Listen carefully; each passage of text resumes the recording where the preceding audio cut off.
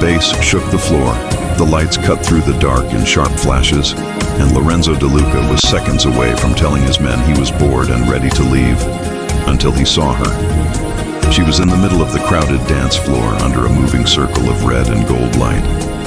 At first, she was just another woman in a nightclub. Then she turned slightly and he saw her face clearly. His maid. Lorenzo froze where he stood, one hand still resting on the back of the leather booth. For a moment, the noise of the club faded. He saw only her. She wore a tight red sequin dress that hugged every curve of her body. It shimmered with each small movement she made. The hem brushed mid-thigh, showing long, toned legs that he had never once noticed in the mansion, hidden under a plain skirt and flat shoes. Her dark hair, usually pulled back in a low, practical ponytail, fell loose around her shoulders in soft waves, catching the colored lights as she moved. Her eyes were closed. She was smiling, not the polite, small smile she sometimes gave in the kitchen when another maid made a joke. This was different. Real. Warm. She tilted her head back slightly, letting the music wash over her, and moved her hips in an easy, natural rhythm. She was not trying to impress anyone. She was dancing for herself. Boss? Anthony Collins leaned closer, trying to talk over the music. You good? Lorenzo ignored him. Emma Parker. He said her name in his head as if he had never heard it before. She had been working at his mansion for almost 6 months. He knew the basics. Quiet, punctual, respectful, never late, never causing problems.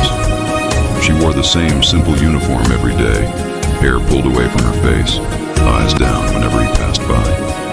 He had never seen her like this. He had never seen her at all. Lorenzo. Mark Hayes followed his gaze, then let out a low whistle.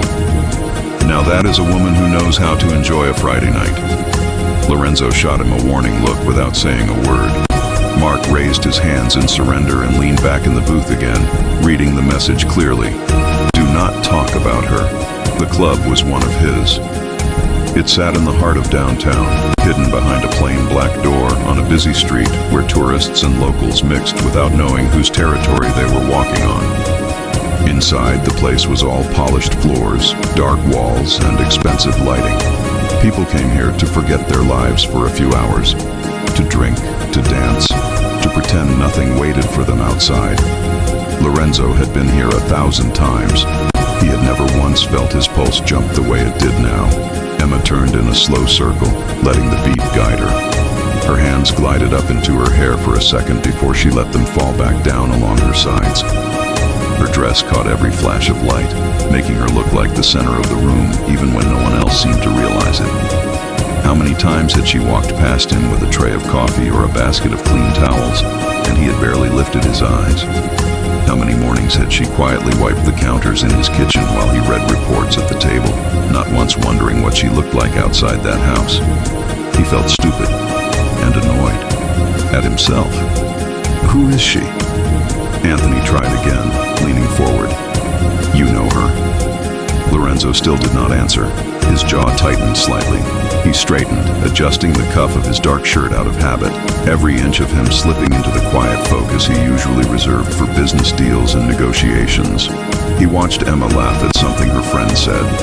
The friend, another woman in a black dress, leaned in close to her, shouting something in her ear over the music. Emma laughed harder, pressing a hand to her belly, eyes still closed. Her shoulders relaxed. There was no tension in her posture. At the mansion, she always carried a subtle stiffness, a careful distance. Here, that armor was gone. He wanted to see that laugh up close. He wanted to know what it sounded like without the music swallowing it. Boss, you want another drink? The waiter asked at his elbow. Lorenzo barely moved his head. No. He stepped away from the table, ignoring the questioning looks from his men. Years of being who he was meant people rarely questioned anything he did out loud. They watched, they learned, they adjusted. No one tried to stop him as he moved past them and toward the edge of the dance floor. He did not push anyone. People parted for him naturally, partly because of his size. Tall, broad shoulders, the kind of presence that drew attention even in a crowded club, partly because they recognized him. Even if they did not know the details, they knew the name. Lorenzo DeLuca. The man behind half the businesses on this side of the city. The man you did not bump into without saying sorry.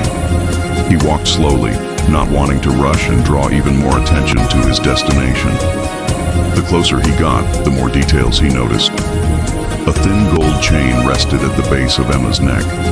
Simple, elegant, probably not expensive, but on her it looked like it belonged there. Her lips were painted a soft red, matching her dress. Her cheeks were flushed from dancing, a light sheen of sweat on her skin catching the light. He had seen her hands many times, scrubbing, polishing, wiping. He had never seen them like this. Fingers relaxed, nails short and neat, moving through the air as she danced, completely unaware of who was watching. The music changed, blending into another track with a heavier bass. The crowd shifted with it. Emma's friend grabbed her hand, spinning her around. For a second, Emma's face turned fully toward him, her eyes opened. Lorenzo expected shock, fear, maybe even panic at seeing her boss in the middle of her escape from reality. Instead, she did not see him. Not yet. Her gaze passed right over him, unfocused, still caught in the haze of the music and the lights. Then she closed her eyes again and let her head fall back, arms lifting slightly as she moved.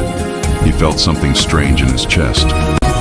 Not the sharp, tense feeling he got during dangerous meetings or difficult decisions. This was softer, but just as intense. It annoyed him how much he felt it.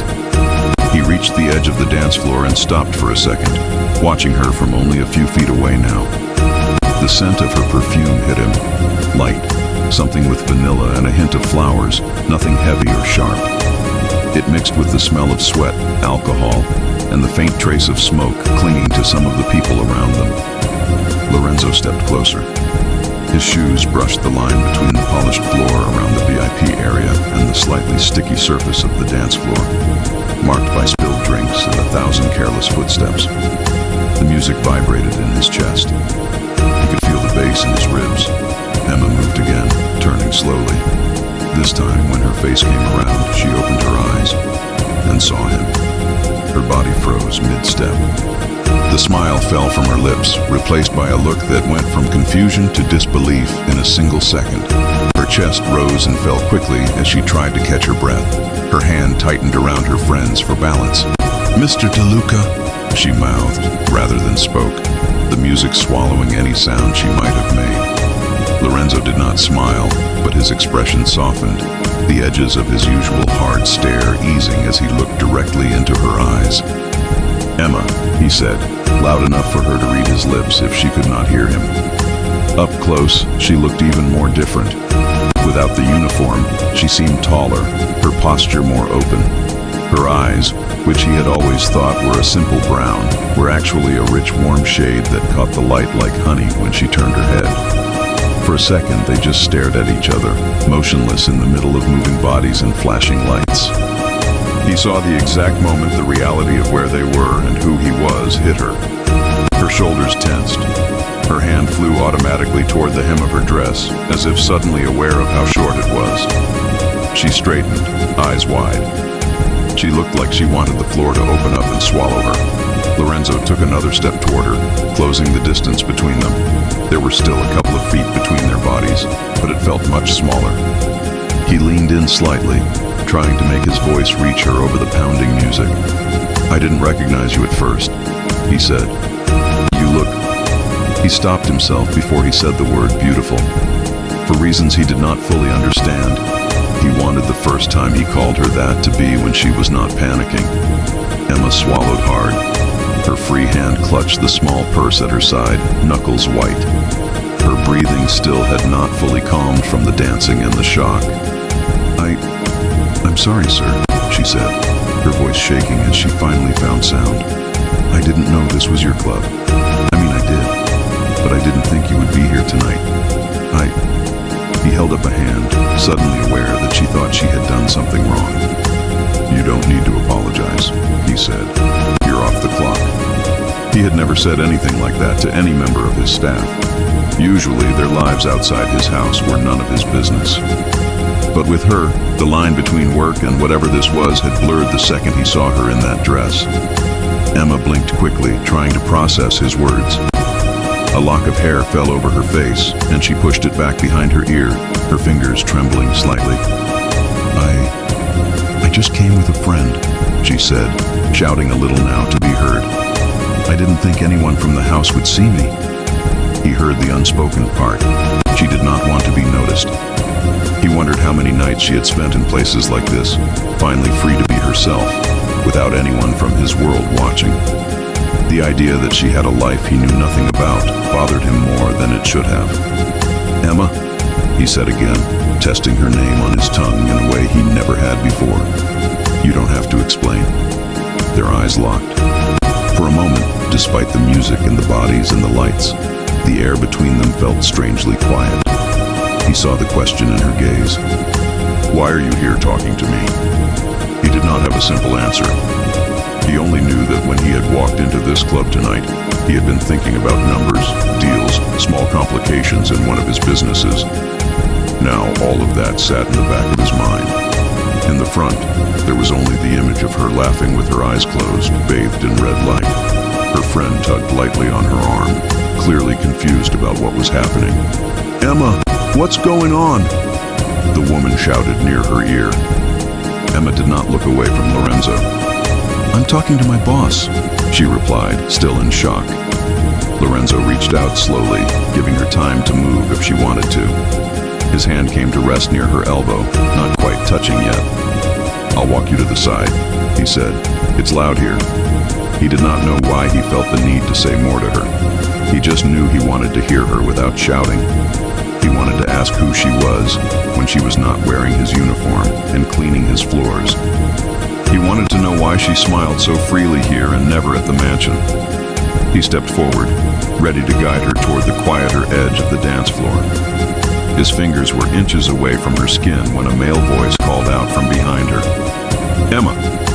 She flinched at the sound, her head snapping toward it.